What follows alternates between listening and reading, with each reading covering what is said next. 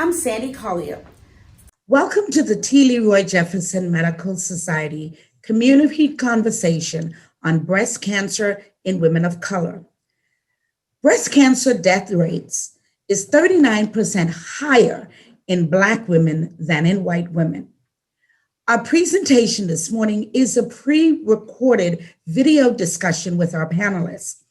And at the end of the video, we will have a live question and answer period with our panelists.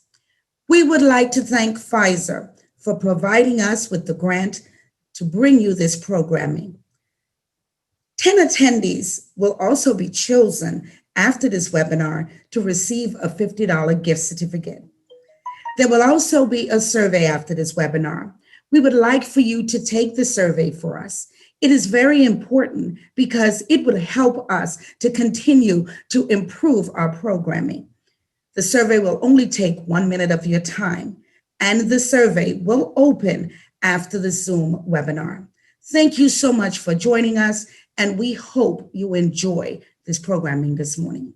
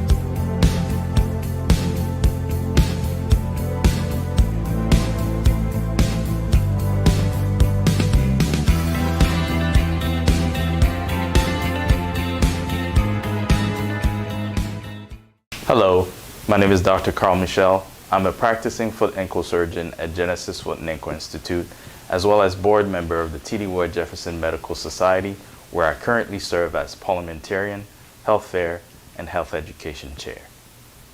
Today we are going to be hosting a community conversation about breast cancer in Black women. We hope to spread awareness and provide you with some resources to monitor, improve, and advocate for your own health. We will be joined by Dr. Colette Brown Graham, T. Leroy Jefferson Medical Society board member, past president, and a board-certified fellow of the American College of Obstetric and Gynecology, as well as our president, Dr. Tiffany McCullough, board-certified practicing emergency medicine physician. We will speak with the breast navigator, Fanny Jackson from the Susan G. Komen, as well as Dr. Donna Kleben, a board-certified surgeon who specializes in the diagnosis and treatment of breast disorders. The mission of the T. Lee Ward Jefferson Medical Society is to improve the health and wellness, access to care, academic and career opportunities, and the quality of life for underserved populations through the provisions of health care, education, career exposure, and youth development services. Thank you for joining us. We hope you find this community conversation valuable in your everyday life.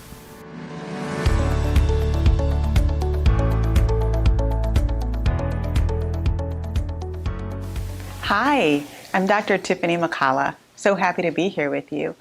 I'm a board-certified emergency medicine physician as well as a wellness physician. I'm the current president of T. Lee Ward Jefferson Medical Society, and we're very happy to have you here. We have 2 sessions today. In this session, we will be talking about breast cancer basics as well as specialized breast health. We will be joined by a breast care specialist, Dr. Donna Kleben, and we are going to have great information from her. The goals of discussion today is to learn the importance of mammograms and self-exams, to learn the specifics about breast health issues for women of color, particularly the triple-negative cancer, as Black women are much more likely than white women to get triple-negative cancer. Unfortunately, this is the kind of breast cancer that is often very aggressive, and it comes back after treatment. The CDC defines types of breast cancer a woman can get. It's important for you to know what you can do to advocate for your own health and for women in your family. We hope that you're able to get this information from our presentation today. Thank you for joining. Hello, I'm Dr. Donna Kleben. I'm a board-certified general surgeon, and I specialize in the treatment of breast cancer. My formal training in surgery was in New York, where I'm from. I've been practicing in the Palm Beach County area for many, many years, and I'm very thankful for the invitation today to speak about breast cancer diagnosis and treatment. I would like everyone to know that there does not have to be any fear about finding out if you have breast cancer or fear during breast cancer treatment. We've been very successful in our practice. We have not lost any patient to breast cancer in the last 20 years.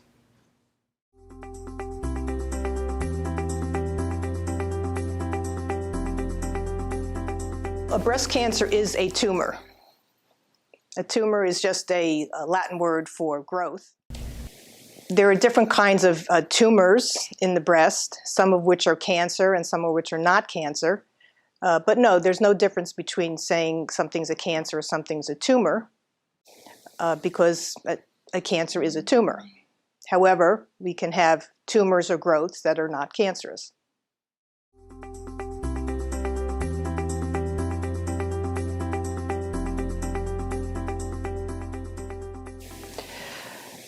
There are several theories as to why women develop and men develop lumps in their breast and changes in breast tissue.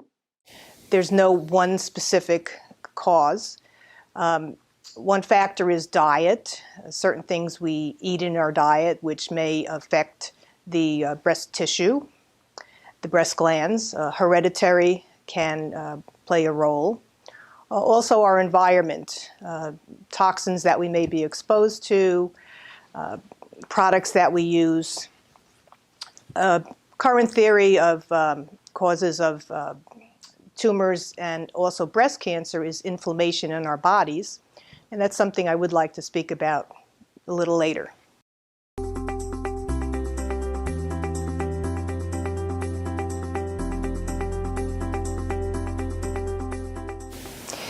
Inflammation is a process usually caused by certain substances that are produced in the body.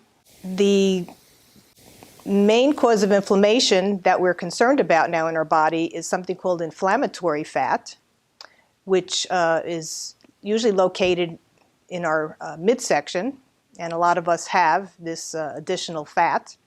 And it's believed that the cells in the fat can create substances which circulate throughout the body and cause abnormalities in the cells, which can grow more rapidly than normal and then cause problems.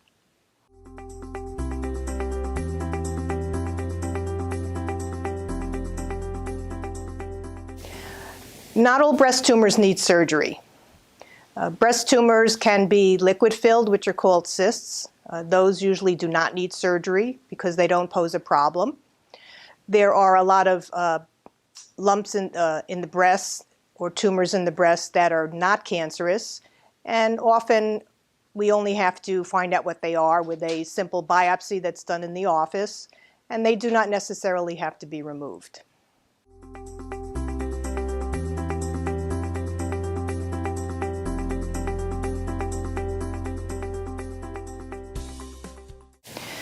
There are two types of surgery for breast cancer. One is called lumpectomy, which is to take out the cancer lump, and the other is called mastectomy, which is to remove the breast.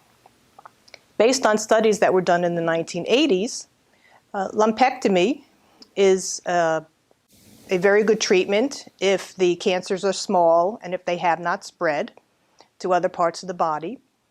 And mastectomy usually does not have to be performed unless the cancer is very advanced or it's a large cancer in a small breast where the breast wouldn't look good if we just took the lump out. So it really depends on the type of the cancer, the size of the cancer, if there's any spread, which surgery I would recommend.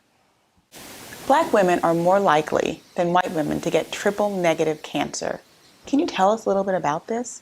Like explain exactly what is triple-negative cancer? What are the treatment options? Yes. When we diagnose breast cancer, besides knowing it's cancer, one of the things we check for is something called hormone receptiveness. The main female hormones are estrogen and progesterone, and many breast cancers can't grow unless there's estrogen stimulating the cancer cells or attaching to the cancer cells. These cancers are called estrogen receptive or estrogen receptor positive or hormonally fed cancers. Triple negative cancers are cancers where the hormones in the woman's body do not drive the cancer. There are three hormone receptors or protein structures that are tested. One is for estrogen, one is for progesterone, and another is for something called HER, and then the number 2, which is not a hormone, but it affects whether the cancer spreads or not. So triple negative breast cancers are estrogen and progesterone negative and HER negative. They're more aggressive cancers. Many black women are younger when they develop breast cancer, and often they are triple negative. These cancers are more likely to spread. And more likely to return, right? And more likely to return, usually within 5 years of treatment. So what are some of the treatment options for that? Well, the tumor in the breast is removed with surgery, and to treat the rest of the body, to prevent spread if it hasn't happened, or to treat spread, is chemotherapy. Okay. Actually, I have to say, I'm not black, and I had triple negative breast cancer a few years ago. Okay. And I had the same treatment, surgery and chemotherapy. Wow, so you can speak from personal experience. Yes. That's huge. Yes. Do you feel that that changes your level of empathy with your patients or your ability to connect with them? Actually, I thought it would, but I've always been very attached to my patients, and it's actually made me a little tougher because now I'm more forceful in trying to get them to do the treatment that I think that they need. Huh. That's actually quite impressive. So you think that it actually made you more diligent with your patients? Yes. Okay. So in terms of, let's speak a little bit from your experience. So breast cancer, we know that it affects the lymph nodes. Can you explain a little bit about what happens when it kind of goes throughout your body? Yes. The waste products from the breast travel in vessels called lymph vessels. The first place they go to are the lymph glands under the arm. So often, if the cancer spreads out of the breast, we will see cancer in the lymph nodes under the arm. But cancer can also spread through blood vessels that the cancers make themselves to other parts Okay. of the body. So if the cancer has spread to other parts of the body, that's a more advanced stage. Okay. And it is more difficult to treat, requiring more comprehensive medication and therapies. Okay. So my understanding is that most people, when they have their breast cancers removed, they also get a lymph node biopsy at minimal. How do you decide which people also need the lymph nodes to be actually removed, and what is the recovery time of that kind of surgery?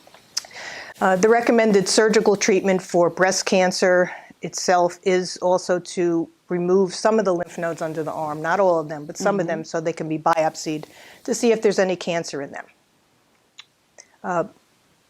We used to take out a lot of lymph nodes under the arm, and one of the dreaded side effects was something called lymphedema, Yes. which was a swelling of the arm. But now that we're not removing as many lymph nodes, because of more recent studies that have been done, we don't have to take as many out. And so we really haven't seen too much of that. Okay. And we really haven't had many problems. So it sounds like the surgery, the recovery from the lymph node surgery is probably a little bit better or easier than before. Tell us a little bit about the surgery recovery from breast cancer treatment itself, from the mastectomy. Well, for my patients, especially if they have a lumpectomy, even with the lymph node surgery, normally they don't have much pain at all after the surgery. Okay. They can shower the next day, they can resume activity once they recover Okay, from anesthesia okay. in a few days. With mastectomy, it depends if reconstruction is done with it or not. If mastectomy is done without reconstruction, usually the patients don't have any pain after surgery, and they really are very functional within a few days of their surgery. Okay, so mastectomy by itself, you're saying that the recovery time isn't terrible. No, not at all. All right, and you mentioned breast cancer reconstruction or reconstruction therapy. Can you Yes. talk a little bit about that? And what are your thoughts? Is it a good thing to do? Should people be getting spacers immediately after surgery? Reconstruction is done to recreate a breast shape after the breast is removed for breast cancer. It's usually done with something called an implant, which I think everybody knows what an implant is. However, at the time of the mastectomy, because we have to stretch the skin to make it large enough to put the implant in, we put in a temporary implant, which is called an expander. And that's inflated gradually over a few weeks or months until we get the skin stretched to the size that we want the recreated breast to be. That is usually very uncomfortable for many weeks. Most women say they don't have pain, but they have a tightness in the chest. Okay. And they don't really like it. So do you recommend the reconstruction? I recommend reconstruction for a woman who feels that they want to have it done. Okay. I don't tell them that they have to have it done. Okay. What percentage of your patients choose to have reconstruction? I would say 90% of my patients. Yeah. Okay. And what are the other Prefer to 10% thinking? They don't really care. They say their body image is not really altered by, having a flat chest on that side, and a lot of them say their partners, don't really care, and they're okay with that. So not so defined by the Right. the typical female shape. Yes. Okay. So when you're talking about the female shape, the big thing for me is we focus in on the breast, but we need to have these mammograms, right? So when you do screening mammograms, tell me a little bit about that, because my concern or my understanding is that people that get screening mammograms, typically insurance covers that. So how does that work for people who are either underinsured, uninsured, or in lower socioeconomic brackets? From my understanding, they get fewer mammograms, and the 3D mammograms aren't necessarily covered. Right. Well, all right, let me backtrack. Screening mammograms are mammograms that are done once a year. Although there's controversy now as to the age that you should start, we're still recommending age 40 to start your annual mammogram. Most insurance companies consider that part of annual wellness checkup, and they will pay for it. But sometimes there are some deductible or co-payments that patients do have to pay. For women who don't have insurance, there are some foundations where they can go to hospital imaging facilities that participate, such as the Komen Foundation, Okay. where the women can go and they can have their imaging done for no cost. And then a good time to go is during Breast Cancer Awareness Month, when mammograms are reduced cost. That's right. And they're very reasonable, and a lot of people can afford them. For women in rural areas, there are a lot of mobile mammogram vans where they will do mammography at no cost to women. And I think a big thing that we have to focus on is education, because a lot of people don't know that there are resources available for women to get their mammogram.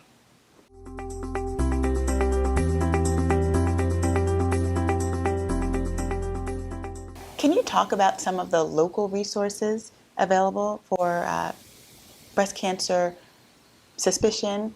And there are several options. We'll put them on the screen for people to see. But if you can speak to some of the local resources that you're familiar Yes, with. we do have many local resources.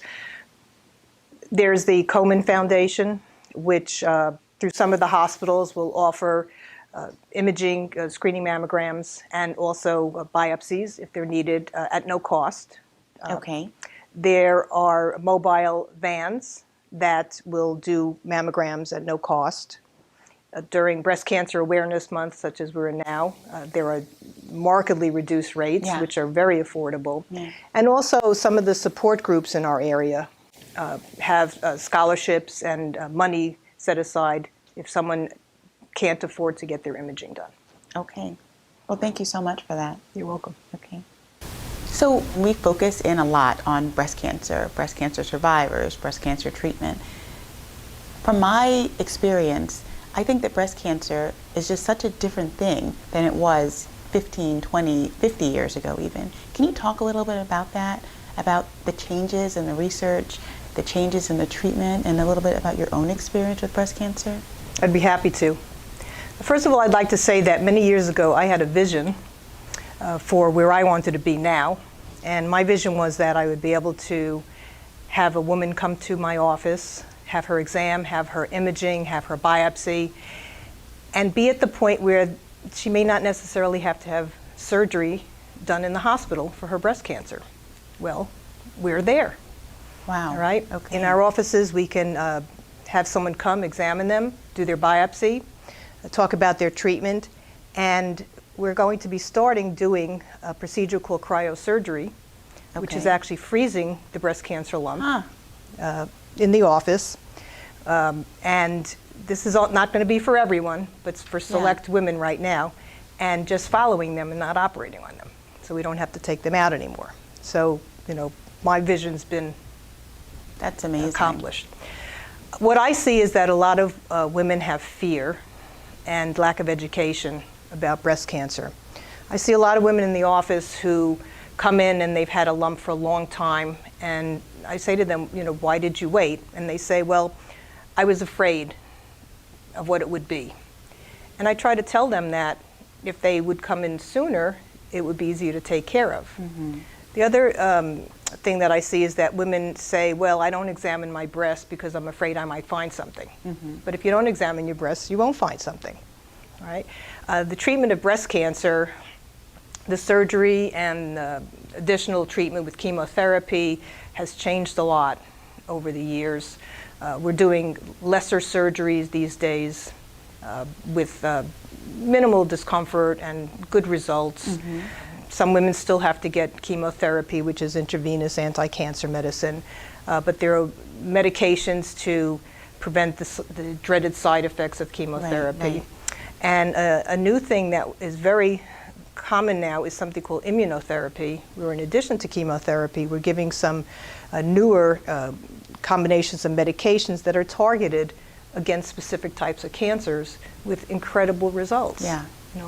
I've seen women in my practice who, when I saw them, they had cancer that had spread to other parts of the body, and working with the oncologist and giving them these newer, therapies, the cancer melts away. It's fantastic. So tell us a little bit about the survival rates in your practice. We've had very few women suffer from breast cancer. We've had very few women pass away in many, many years of taking care of them. That's And amazing. it's a great thing. That is amazing.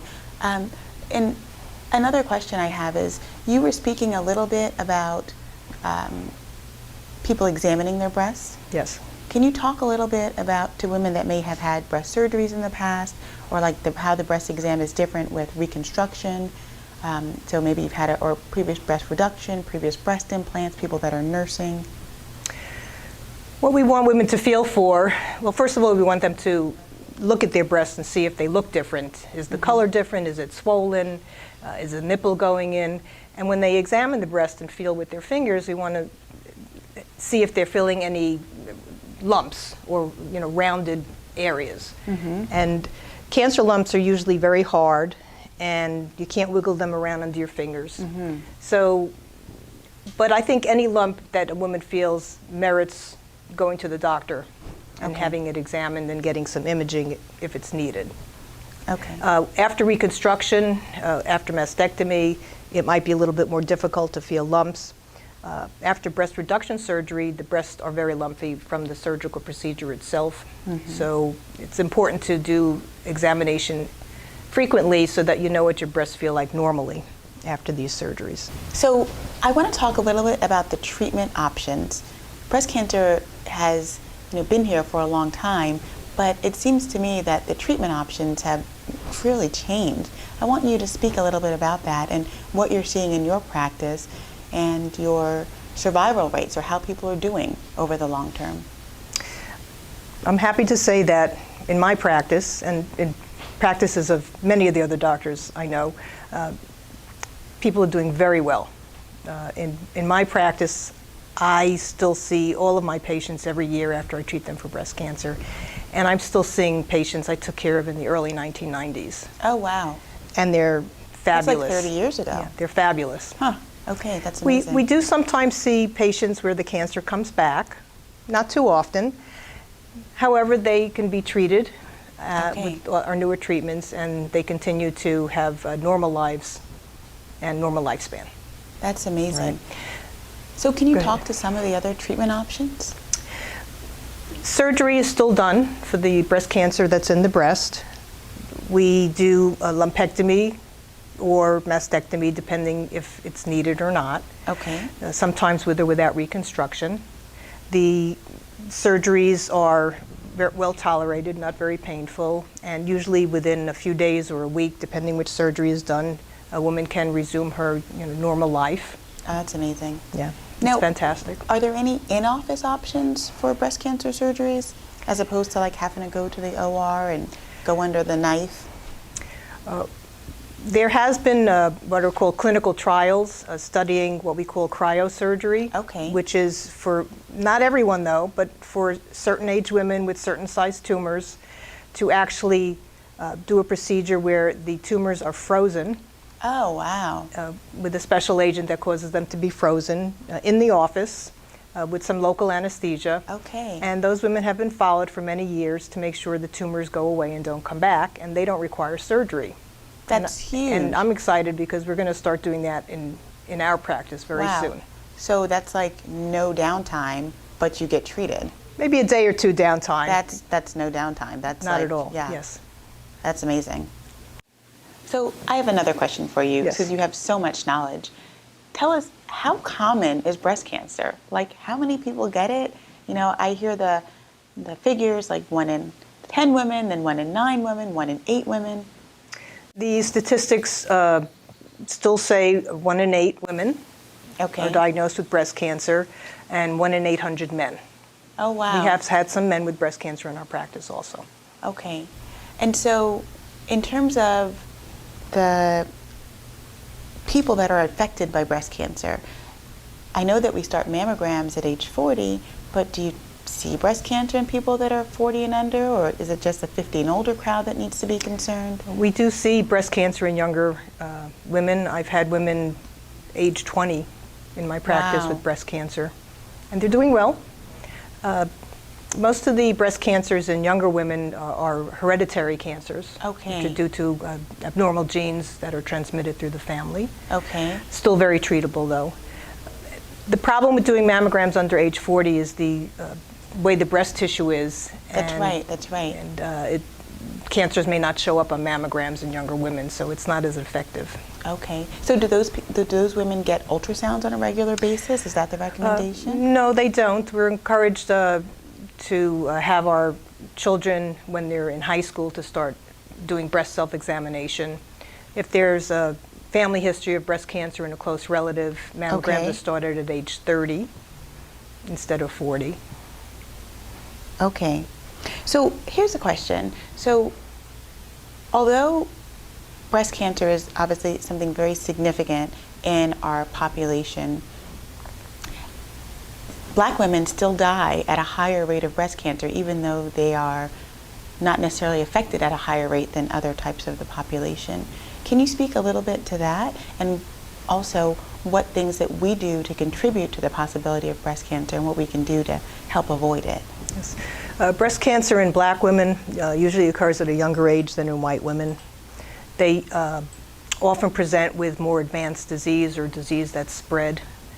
Part of that is because they sort of ignore their lumps in their breast, or they don't have a facility to go to see a doctor or to have imaging done.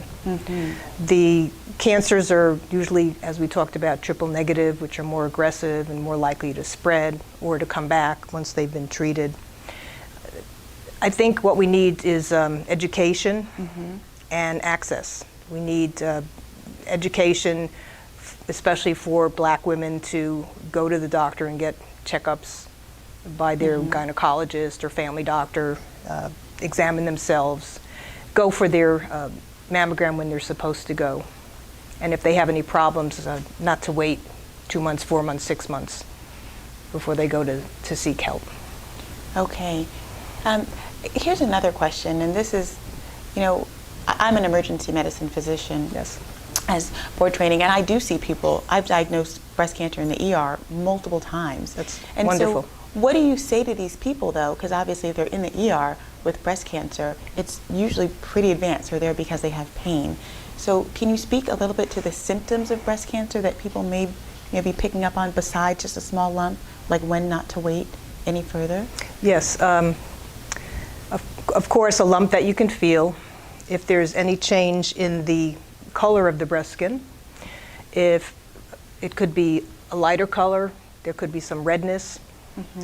If the nipple has any crusting or flaking on it, if the nipple starts going in, if there's blood coming out from the nipple. And one symptom that's not described that I've found is if there's itching on the skin of the breast.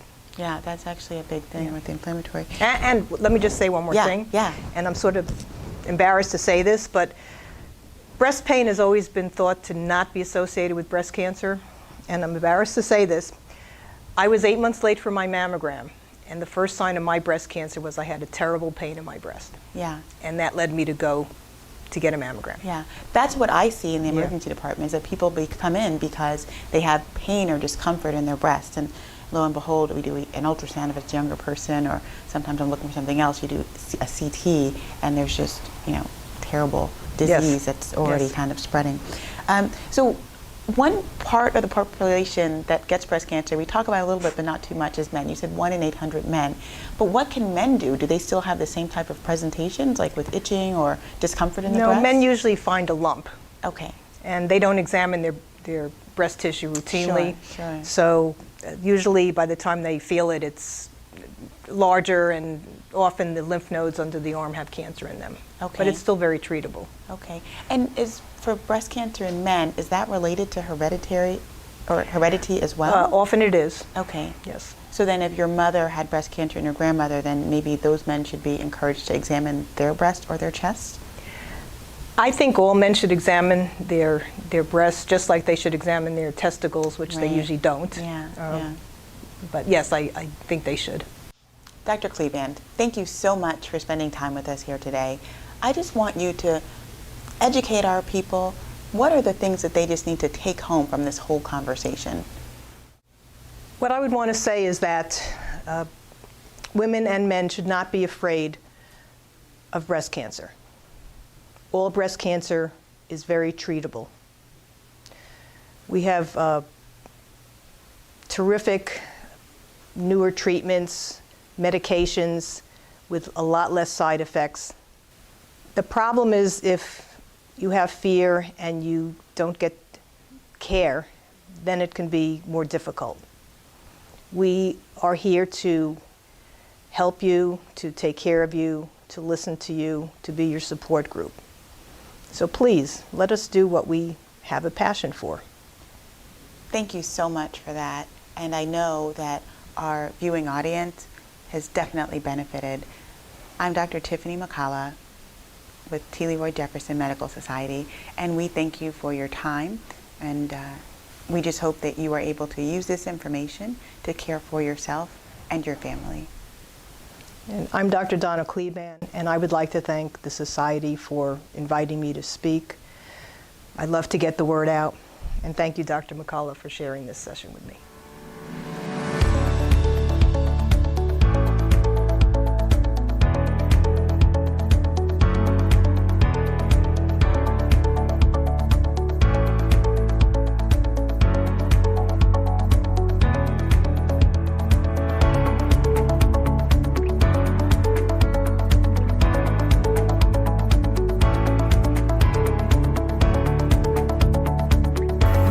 Patient lies on this table.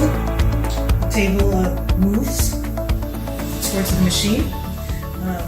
The machine is now in a resting position, but basically what it does, it will move in an arc over the part of the body that has to be radiated and deliver, depending on the machine, either X-rays, which are electrons, or some machines use something called protons. Usually there's 3 or 4 passes of the machine over the area that has to be radiated. Patient lies on the table in a still position, and after 15 minutes, they're done with the treatment for that day.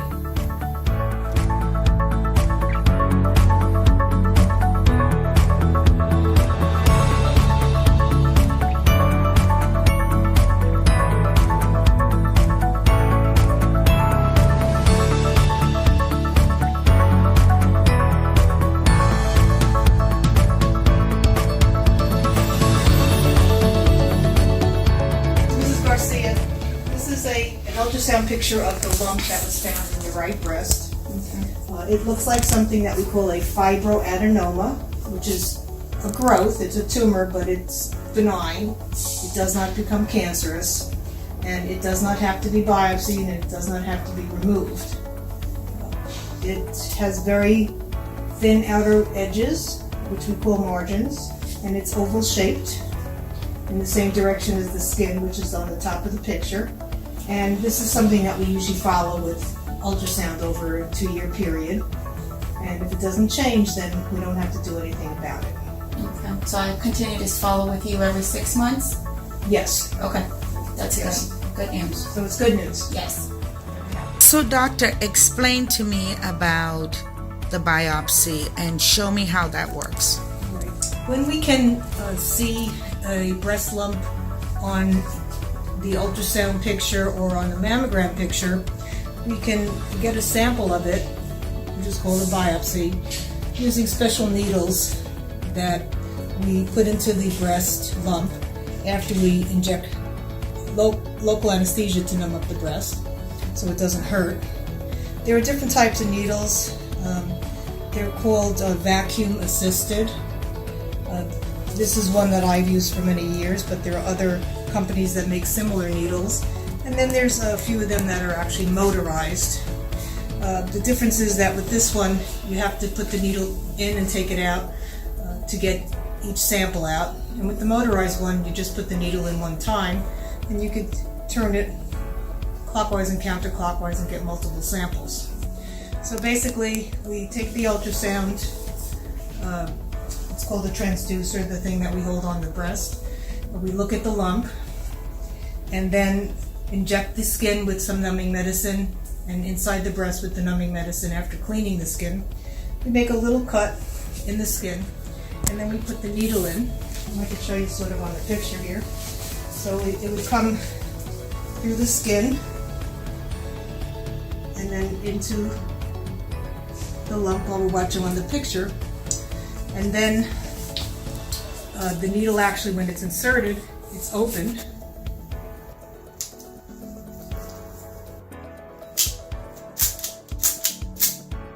It's open. And there's a little chamber in here. And that's the size of the sample that we take. And once we see that we're in the lump, we actually have this part move over the part in the chamber. And it cuts out a piece that we call a core. It's about 1 inch long and a very small cylinder of tissue. And this way, we don't have to have an operation to do a biopsy and find out what the lump is. And 80% of the time, these biopsies are benign, so it's much easier than having to have a surgery in the operating room with anesthesia.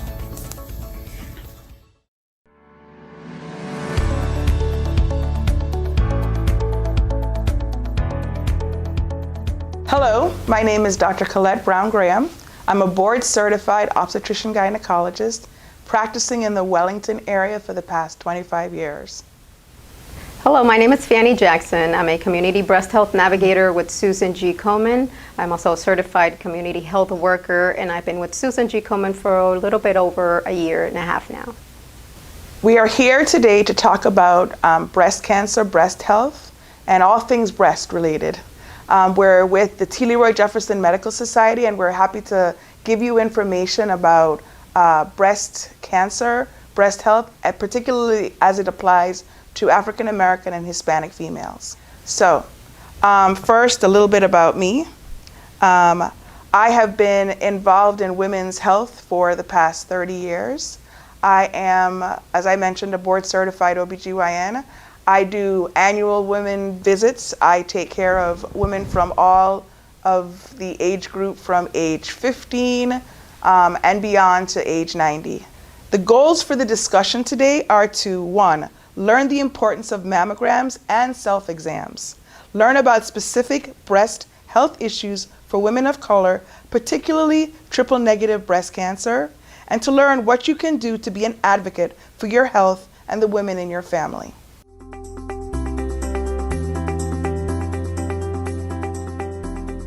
The role of an OBGYN is actually particularly important, particularly to females, especially young females. People need to start seeing their OBGYN, I think, around the age of 18 or sexual activity. And the bond that you make with your OBGYN lasts throughout your life. It's important that you feel that this is a trusted doctor-patient relationship, one that you can divulge some of the things that are innermost in your heart. I think that this is one of the most important relationships that you can make with a doctor. Well, women from the age of 18 to 40 should have a breast self-exam at least every 3 years by a OBGYN or a primary care physician, and after 40 they should have a self-breast exam every single year. This is very important. After the age of 40 they should also have a mammogram. A mammogram should be done at least once a year. I ask people to do it somewhere that they remember, i.e. their birthday or a particular month that they find important, so that they won't forget and they will know when that exam is due.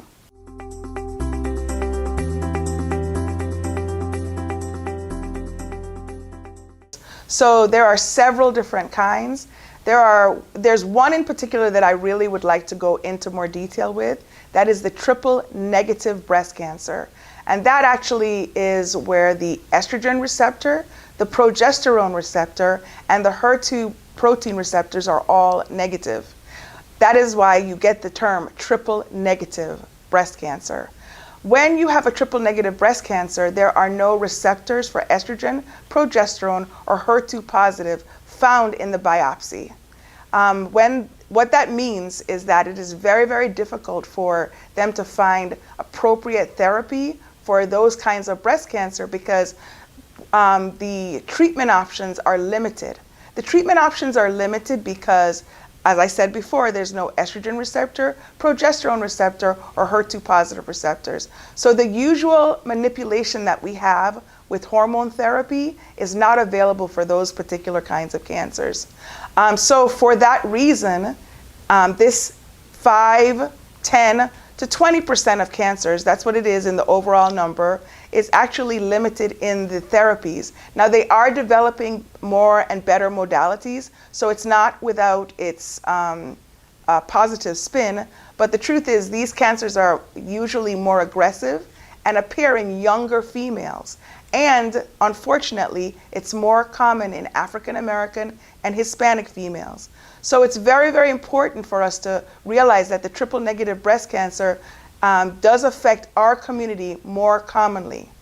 It also affects people that are younger, and because it is more aggressive, that's very difficult for us to have to figure out and deal with.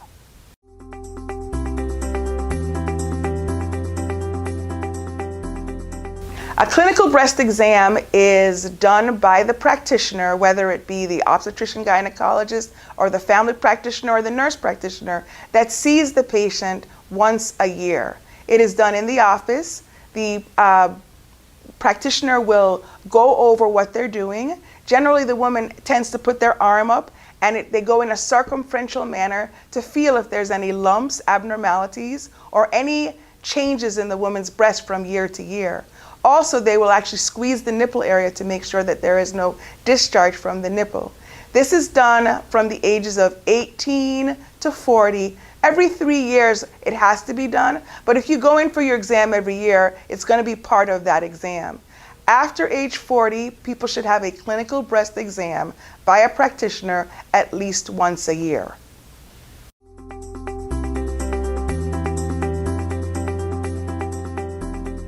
Self-breast exam is pretty much just knowing your own body. With Susan G. Komen, we encourage being able to identify any changes in your breast or in your body, period.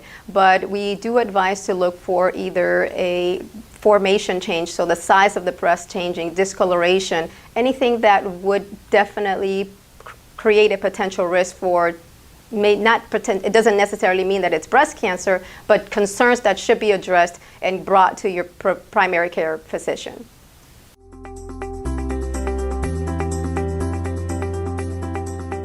Genetics definitely factors into breast health.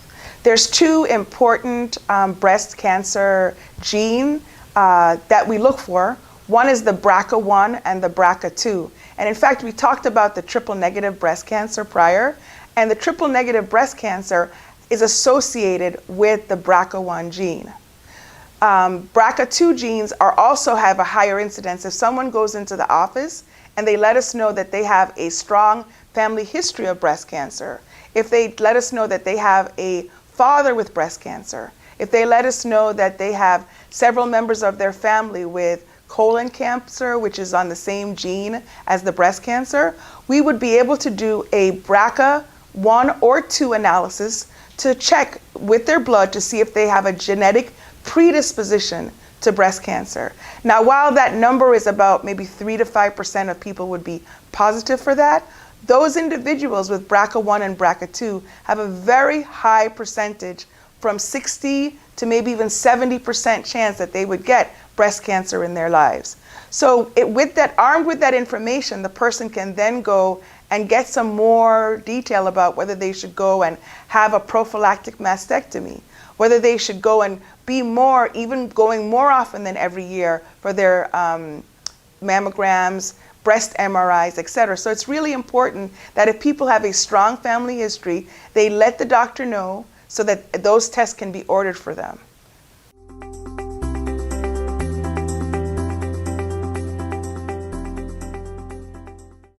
Fibrocystic breast tissue, or dense breasts, are known to be a huge problem with trying to figure out if a person has breast cancer. As a woman ages, their breasts actually become less dense, but the younger patients have more dense breasts. their breasts are more difficult to look through with a mammogram. A mammogram actually is a radiographic way of looking at the breast to see if there's any cancer in the breast.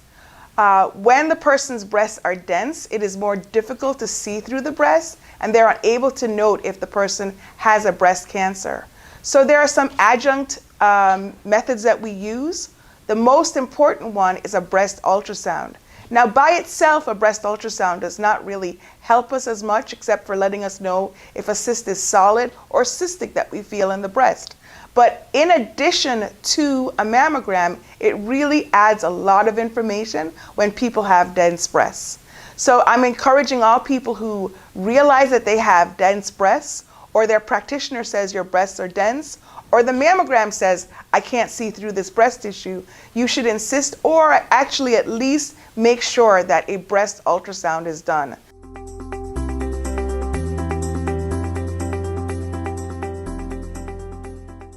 Another modality that we use to figure out if someone has breast cancer is a MRI, a magnetic resonance imaging. And this is very important for females, particularly those with a genetic predisposition to breast cancer. One of the problems, though, is that the test is very, very sensitive. And so we end up having more false positives than we need to, which means that more people end up getting a biopsy than is necessary. Now you're saying, well, why would that happen? Well, it's critical that we know that if you have a high incidence of having breast cancer, we would actually tolerate a few more biopsies than we should, because we want to make sure that we don't miss that person having the breast cancer. So it's really important that those with the genetic predisposition be hooked into a follow-up system that actually allows them to have MRIs as well.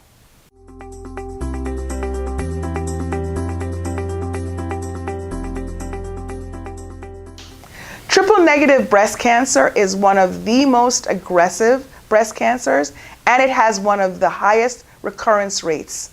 It is associated with being less than 40 when you get breast cancer. It is associated with African American and Hispanic females. It is also associated with the BRCA1 gene. It has the highest recurrence rate, or one of the highest recurrence rates. So even when the person is cured, their 5-year survival tends to be lower than someone who does not have a triple-negative breast cancer. Another important family is the inflammatory breast cancer. Inflammatory breast cancer is also something that is unfortunately more common in African American females. The incidence is actually much smaller. The triple-negative breast cancer rate is between 10 to 20%. Inflammatory breast cancer as a whole is between 1 and 5%. So it's actually a much smaller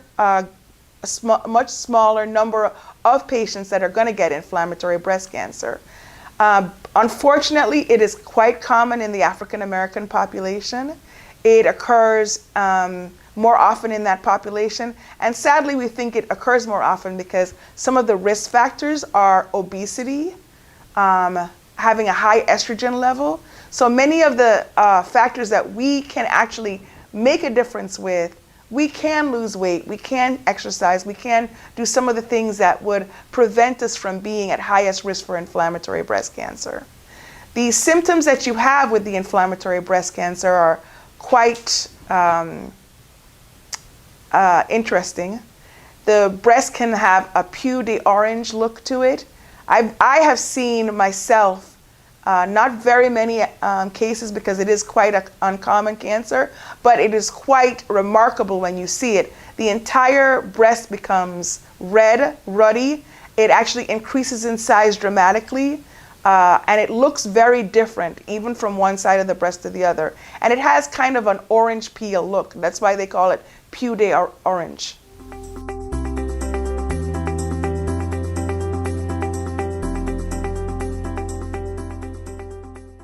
The treatments for inflammatory breast cancer are actually more difficult because there are no estrogen receptors available in the inflammatory breast cancer. So what ends up happening is that cancer is more difficult to treat. This is very important because for many of the breast cancers, we have tamoxifen and aromatase inhibitors. Both of those are very, very influential when we give patients for 5 years or longer after they have the diagnosis of breast cancer. That is generally not available in inflammatory breast cancer. So that makes it more difficult to treat, and the cancer is more aggressive. And like I said before, it happens in younger females.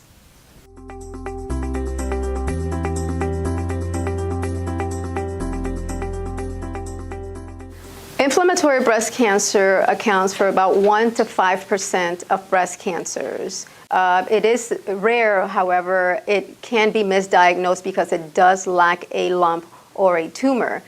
So most times it could be treated as an infection because of the symptoms that the women may present with.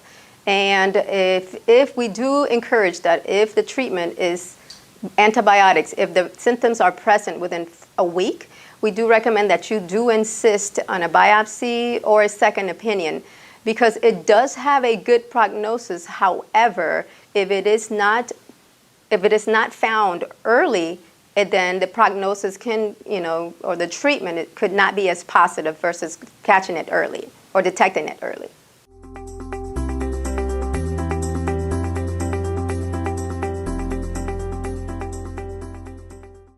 Well, my journey within the health field, about 8 years ago, I'm a dental health professional. I'm a dental hygienist. My career began with the Department of Health, where I enjoyed the clinical aspect of my career. However, I enjoyed most working with the WIC program, where I was able to really jump into what nutrition really plays a huge role in our underserved communities. And we know that it is associated with many chronic illnesses. And one of the biggest things that I really took from that was where not only breastfeeding is an advantage or a great nutritional benefit for the child, however, also for the women, us nursing, we also reduce, not a shield, but it does reduce our risks for many chronic illnesses, including breast cancer.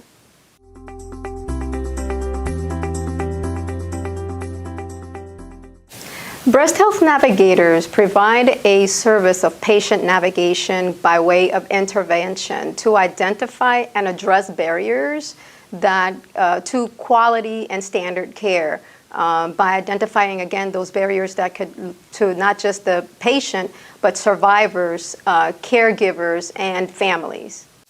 And healthcare providers can be patient navigators. Social workers can be patient navigators, and there are also volunteers that can go through a qualification or training to become aides and help make resources available to the patients in need.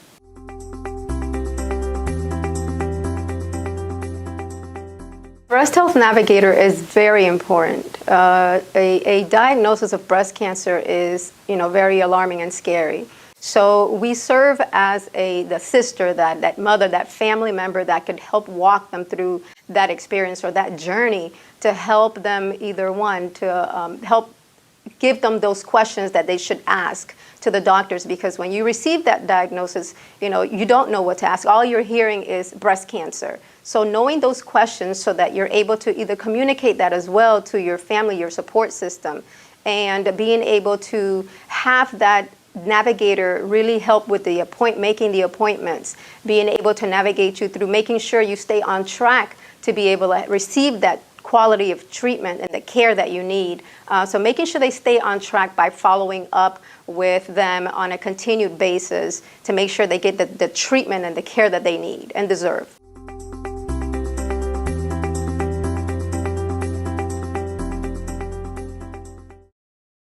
Know your family history.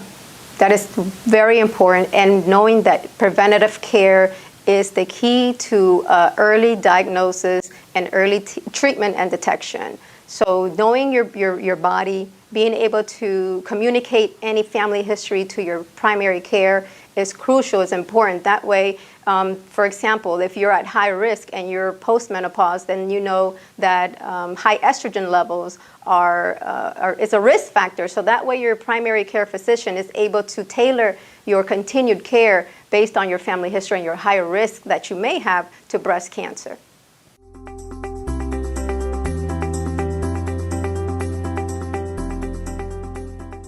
We should definitely know and keep in mind that every breast cancer diagnosis is not a death sentence.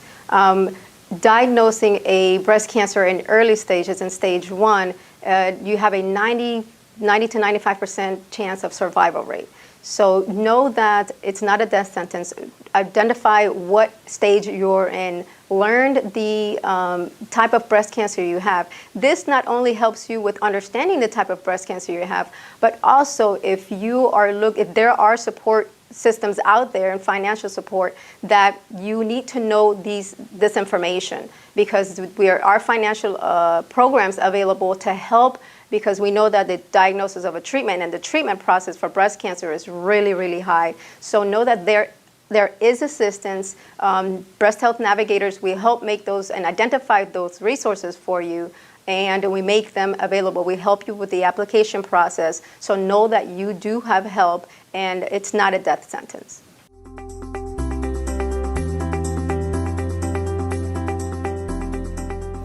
The difference between the nurse and the oncologist, the services that we provide as navigators, is that we are that buddy that helps walk them through the process. So we are there for the initial screening process. Once they have reached their diagnosis, then we walk alongside to answer any questions that they may have, and maybe that they did not bring up when they went to their appointments, because they do think of those questions once they're home. So when we call and follow up with them, how did it go? What is it, do you have any questions? We help give and provide them with questions to ask their doctors so that they can come back with, not so many questions, but more an understanding of exactly what they're going through their treatment. The nurse aids the oncologist. The oncologist is the actual physician that delivers the treatment, and the nurse aids or helps the oncologist through the process as well. So at times a patient, when they receive a diagnosis, may not understand the terminology, the medical terminology that the oncologist, the physician delivers, but the nurse can help give clarification as to exactly what the treatment is and the terminology, what it means. Breast Health Navigators are crucial in identifying those barriers and reaching those women in men and women in underserved communities, because we're able to really go into the community by way of faith-based ministry, nonprofit organizations, to be able to address and identify those barriers and speak the language and be more relatable and understand what those barriers are.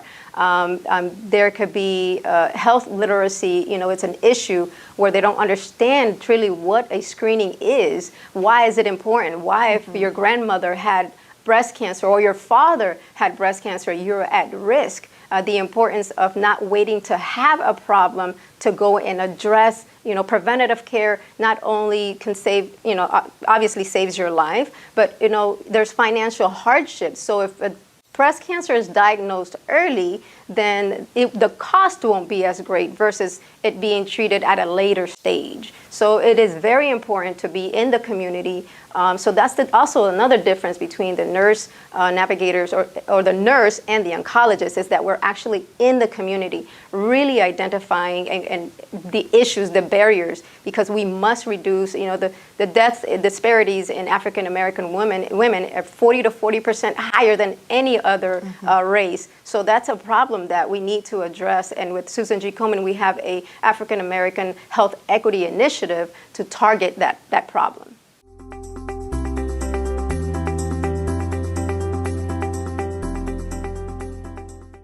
When you get a breast lump, it absolutely does not mean that you have cancer. In fact, the majority of breast lumps are not cancerous. What do we do for a patient when they present with a breast lump, or when we feel one on clinical breast exam in the office?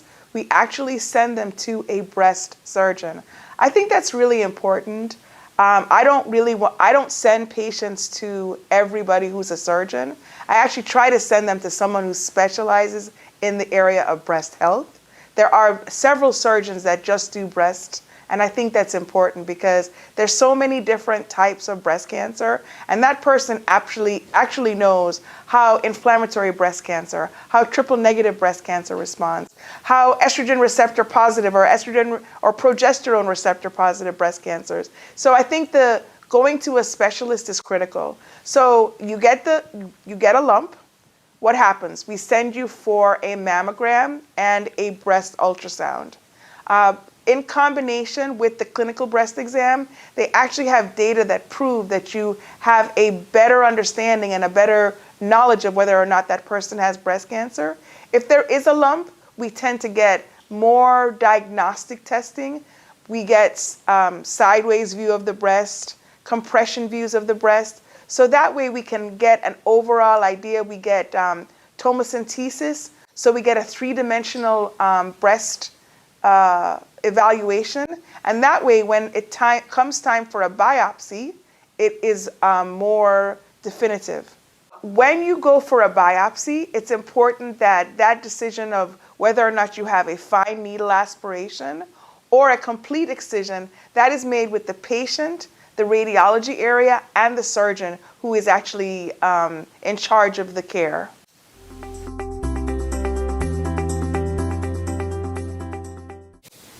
Emotions associated with getting a biopsy or needing a biopsy is initial fear. It is crucial to understand that once you need a biopsy, it can be very, very scary, and this is how it's communicated to us. But we do inform and advise the patient the benefits of getting a biopsy, and know that 80% of biopsies in the U.S. are benign, outweighs, the potential of not knowing whether you do have breast cancer. So there's a benefit to outweigh the fear, but know that you have advanced medicine now where many of the procedures, like Doctor talked about, you have the needle biopsy, the core needle biopsy, and the lump, the full removal of the lump. There's different ways of doing that. So make sure that you communicate your fears to your doctor. Let them know, don't wait too long, because we know the importance of early diagnosis and detecting the cancer, improve the survival rate or the quality of care that the quality of life that you will have. So definitely the benefits outweigh the fears of getting a biopsy or having a biopsy.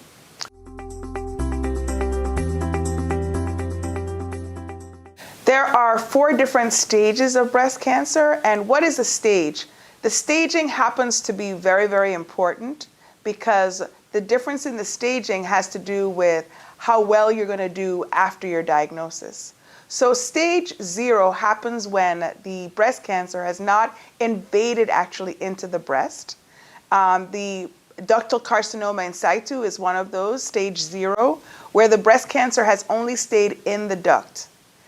Stage 1 happens when the tumor is less than 2 centimeters. 2 centimeters, so that's very small.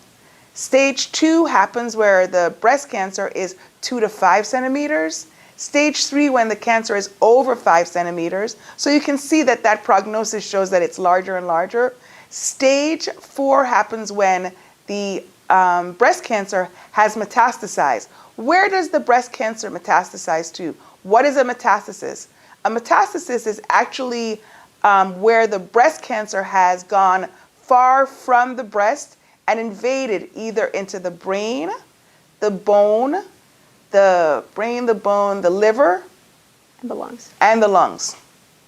So now you're saying, well, isn't that a different kind of cancer? No, it's not. It is a breast cancer, but so when you biopsy the lung, you would actually get breast cancer, breast material that is in the lung that has actually traveled to that area.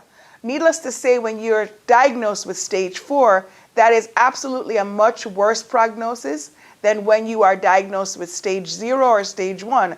So this is the reason why it is important that we go for our mammograms and we get them done on a yearly basis so that we can be diagnosed early if we're going to get breast cancer.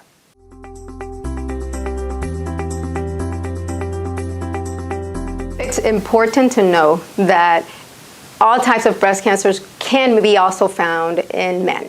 So it is important that just as we're taking care of our hair and do our normal hygiene, it is important to always note any possible changes in your body. So with men, from the work that I've done and the information that I've learned is that most times they are able to notice changes when they have an accident. So something when they're lifting weights or something like that. But it's always important to know just when you go for your physical changes, your annual checkups, to always let your doctor know or your primary care know of any changes that you feel in your body. If you feel a lump, let your doctor know. Men and women are both. Actually, Paget's disease is one of the breast cancers that is uncommon with women, but most common in men. So it's definitely important that men also are aware of their changes in their breast and their body in general, but definitely to report any changes to their doctors and their physical checkups or their follow-ups.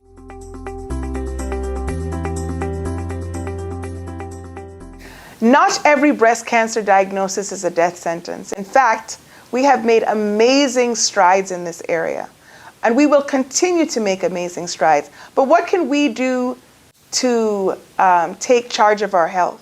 We can actually do our breast self-exams. We can go for our mammograms yearly. We can make sure we get a clinical breast exam. These are important, but also we can make sure that if there are risk factors that we're in charge of, we can make a difference, i.e., we can make sure that we are not obese, we can make sure that we're exercising, we can do the things that are within our powers to help decrease our risk and to assure that we are minimizing our risk of breast cancer and that we're taking care of ourselves. And also know that you are not alone. If you do not have that support system, which some do not, have a family, a relative, a friend, know that you have patient navigators in your community that are there to help walk you through the process and help make resources available. So if you do have barriers with obtaining resources for screening and diagnosis testing, know that there are resources there available, and we're here to make those and identify them for you and make them available for you. So we'll walk through the process with you. You are not alone. So know that a breast cancer diagnosis, again, is not a death sentence, and you do have support. My name is Dr. Colette Brown Graham. And I am Fanny Jackson with Susan G. Komen. And we just want you to continue to make strides, take care of yourselves and each other, and continue to care about your breast health.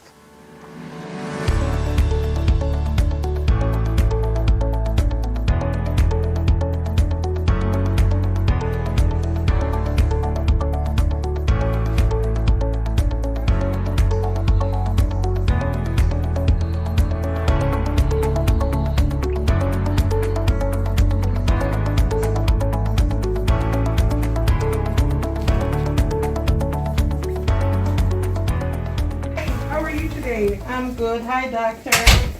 And how's everything going? Good. Not so good. I feel like I have a lump in my breast. So this Lump in your breast? Okay. Yeah, this is why I'm here today. Okay, let's check that out. So, how long have you had the lump?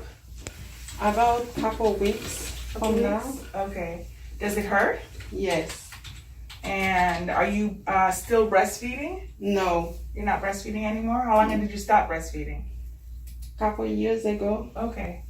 Any family history of breast cancer? Not that I'm aware of. Okay.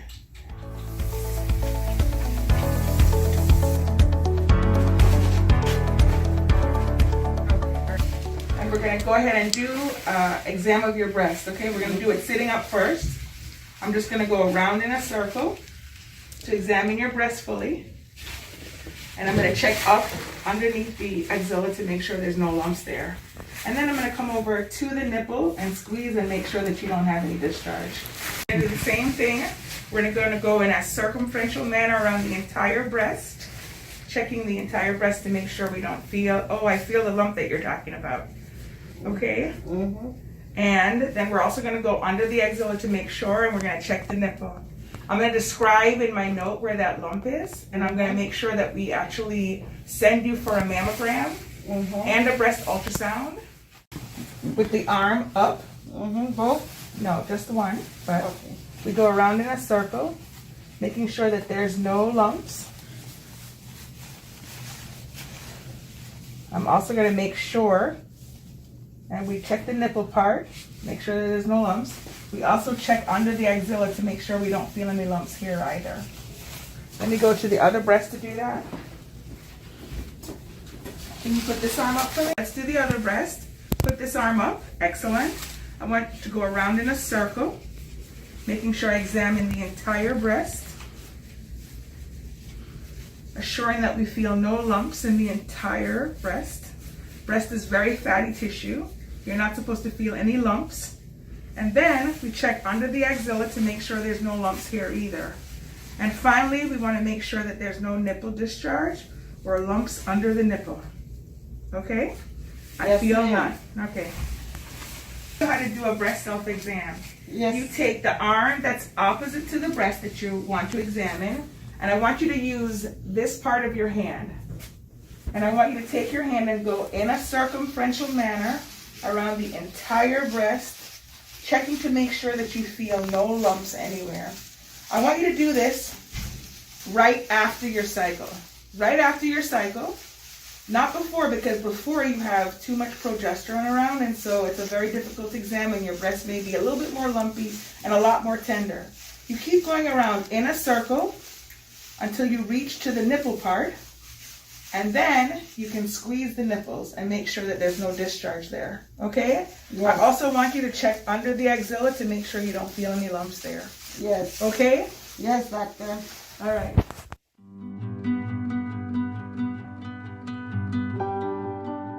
Hi, my name is Shelley Weiss and I'm a certified genetic counselor. Over the next few minutes, I will walk you through the following: what hereditary cancer is, how to determine whether you have risks related to hereditary cancer, the importance of genetic test results in guiding your medical management options, how information can help your family members, and common patient questions.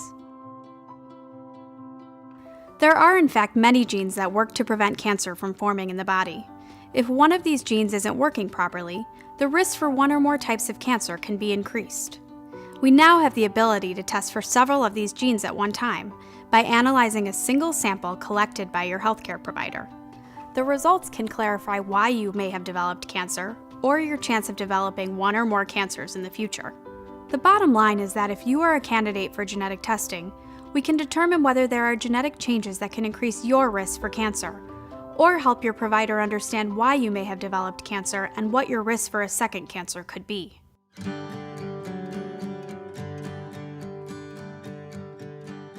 Regardless of which result type you are found to have, the result will be fully explained.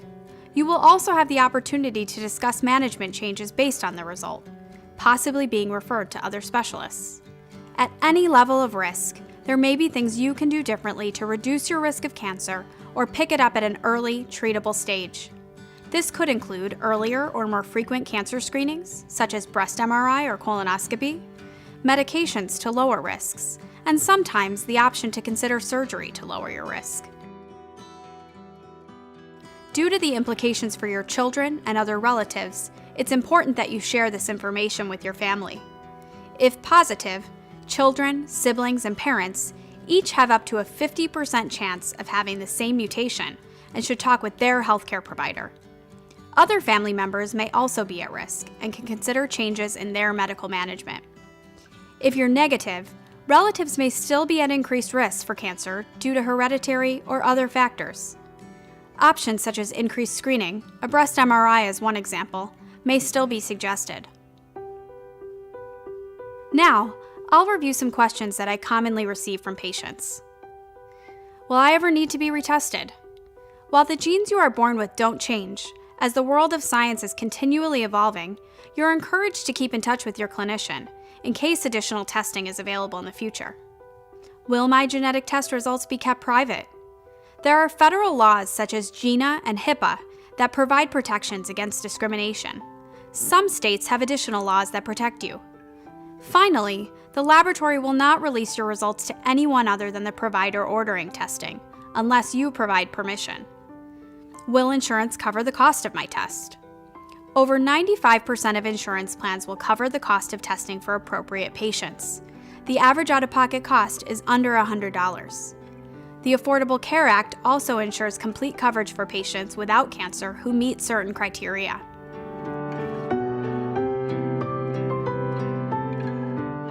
this presentation was so interesting. We've got a few questions. And Dr. Brown Graham, let's start with you. Some of the warning signs mentioned, change in color, itching, flaking, retraction, or inward direction of the nipple, are these exclusively signs of breast cancer on their own, or are these in concert with other symptoms? So yes, they actually are very important because you mentioned the first thing. You have to notice the differences. So if there's differences in your breast exam, it is critical that you understand that that's the most important thing. But there also is a lump. If there's a lump present, that's actually obviously the most important thing for you to realize. If there's a lump, you need to go and see your provider so that you can get that evaluated. But people are right if they say, well, it's flaking, itching. There are people that are going to have a fungal infection. There are people that are going to have mastitis, an inflammation of the breast. If you're breastfeeding and you have, some of those same symptoms, you might say, well, is that from the breastfeeding, a mastitis? So yes, all of that is possible, but clearly, if you examine your breast and you notice that there's a difference, I would definitely go and see the provider of my choice to have it evaluated and get further workup on that. Well, you actually just answered the next question. And if you want to add a little bit more, what other non-cancer causes would result in those same symptoms? And you just started talking a little bit about that. So yeah, one thing that is interesting is that people can come in with a nipple discharge, and we're quite concerned about that. Is that a sign that I have breast cancer? Well, most of the time it is concerning, and yes, it is concerning. Even if we do it and we see a discharge, we usually check a hormone called prolactin. And when that person has a prolactinoma, which is a tumor actually in their pituitary, which is right behind your eye here, those people can actually have nipple discharge. So everything is not always as clear as we think, oh, nipple discharge means I have breast cancer. It could be that you have a prolactinoma as well. So I'm trying to say is, and that's just one thing, there could be other things as well. So people do need to realize that don't have fear, arm yourself with knowledge and go and get some more help. This question is for Dr. Tiffany. Dr. Tiffany, so what if I go to the ER with breast symptoms? Well, the first thing we try to do in the emergency department is to reassure the patient and make sure that it's not a breast infection. So that's our big concern. So every lump in the breast, every redness or irritation in the breast or even breast pain isn't necessarily related to breast cancer. Sometimes it can be other diseases of the breast, such as a cellulitis, a mastitis, if you're breastfeeding, or if you're not, an abscess, or things like that. So you would get a full evaluation. If we find that it's none of those things, we often do imaging, such as like an ultrasound, to try to determine exactly what the issue is. And if there's ever any question or concern, we refer to the breast center for breast imaging, and that would include a mammogram and or an MRI if indicated. And one more question for you, Dr. Tiffany. Are there any indicators of breast cancer found in regular blood tests? Like, let's say if somebody comes to the emergency room, do you notice that in a regular blood test? Yeah, unfortunately, not really. So we do basic labs in the emergency department, and we're typically looking for emergencies. Not that breast cancer is not an emergency, but in the emergency department, we're typically looking for things that are going to give you a problem within the next 6 to 24 hours. And so breast cancer would not be one of those things.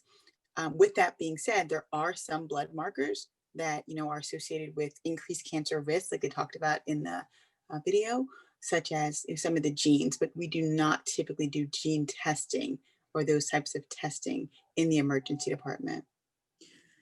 Dr. Brown Graham, this question is for you. Does birth control contribute to breast cancer? So I don't want anyone to run out there and stop their birth control, but there is some data that support long-term use of birth control pills being associated with a higher incidence of breast cancer. So it's a scary thing to say because most people want to decide when they want to have children or not. So I'm not trying to I don't want anyone to go, oh my gosh, my birth control pills, let me stop them. But over 20, 25-year use of birth control pills has some causal association with increasing your risk of breast cancer. And that actually kind of makes sense because what are birth control pills? Estrogen and progesterone. So you're giving long-term estrogen and progesterone, and your breasts are having all that stimulation for years and years and years. So it makes sense.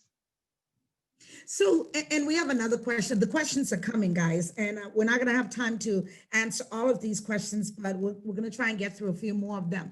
Are bone marrow transplants still being used in some type of breast cancer treatments, Dr. Brown Graham?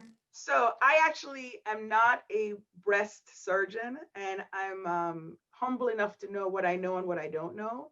But I did, Dr. Kleban is in the hospital. Yes, we actually are working doctors, Dr. McCullough, myself. I'm actually in my scrubs because I'm on call today. But anyway, but yes, I called her and asked her because I saw that question, and she was forthright and excellent enough to tell me that they don't really use it that often anymore. They were using it before, but they don't use it that often anymore because they were trying to use it for metastatic breast cancer, and they found that it didn't really increase the survival rate as much as they thought it would have. So was used, but is not used quite as often as it was before. Okay, and I got another question for you. Is there a need to include a special panel on the patient's intake history discussing breast cancer and inheritance from female patients? This will help identify more of a risk for patients. Is that actual? Or can you talk a little bit about that? Actual. It is because, and I think that's done in most OBGYN offices, at least it's done in mine. We actually try to find out if you have any family history of pancreatic cancer, colon cancer, breast cancer, ovarian cancer. And if any of those are positive, we actually encourage you then to get the BRCA test. So yes, it is something that's done. And from that set of questions, we then will go ahead and say, well, you should get the BRCA testing, BRCA1, BRCA2. And that's really how, I'm so glad they don't do that in the ER. It would be really ridiculous. But that kind of stuff is done in your doctor's office. And I would say primarily in your OBGYN office. So, and another question I'm going to see you, thank you so much for showing all of us how to do that breast exam. Is it harder to feel a lump while doing self-exam if you have dense breasts? And if so, what do you recommend? Okay, so it definitely is. But the most important thing is to know your own breasts. And I think that that's important because if you feel that there's a difference, you definitely need to bring it to the provider's attention.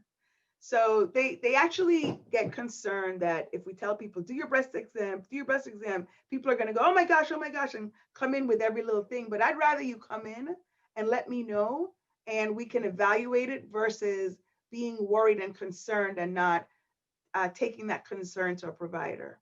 So yes, when you have fibrous breasts, it just means that your breasts, I actually joke with people and say, your breasts are fibrous, but that's good because they stand up, they don't sag. When your breasts are more fatty, it actually is easier to examine your breasts, but that's older women have more fatty breasts because as you age, the fibrous tissue gets replaced by fat. So, Dr. Tiffany, if you can help us with this one, what specific diet tips can you offer all of us in order to eat, to promote breast health? Great question.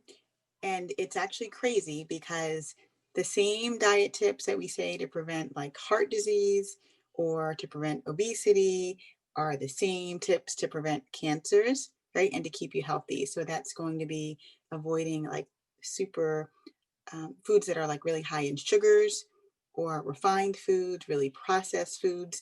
The rule of thumb that I say is the more packaging, so the more layers you have to use to take off your food, it means the more processed it is.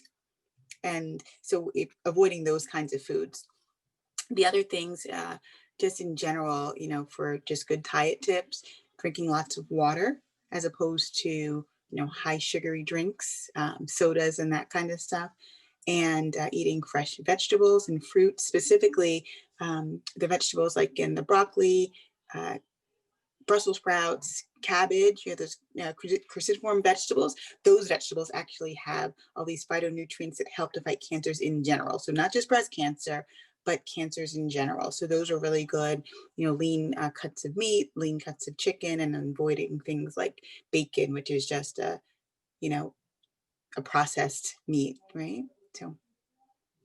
Well, thank you guys so much. And we have more questions coming in. We're not going to have time to answer all of those questions, but send us your questions at info@tljmedicalsociety.org. I want to say thank you to our panelists this morning for joining us, and to all of you who participated in this especially important discussion. A special thank you to Dr. Brown Graham and Dr. Kleban for allowing me to spend some time with them in their offices. And thanks to the Susan G. Komen Foundation. We will post this video on our T. Leroy Jefferson Medical Society Facebook page, and we encourage you to share the video with your family and your friends. Have a great rest of your weekend. And also remember to take care of yourself and each other. I'm Sandy Collier, and I'm your host. Good morning. Hello, my name is Laurel Dalton, and I'm the Executive Director for T. Leroy Jefferson Medical Society. I'd like to thank you for participating in another one of our community conversations on health. We hope you gain some valuable information that you can use in your everyday life. I'd also like to thank our wonderful panelists, as well as Pfizer, for making this program possible.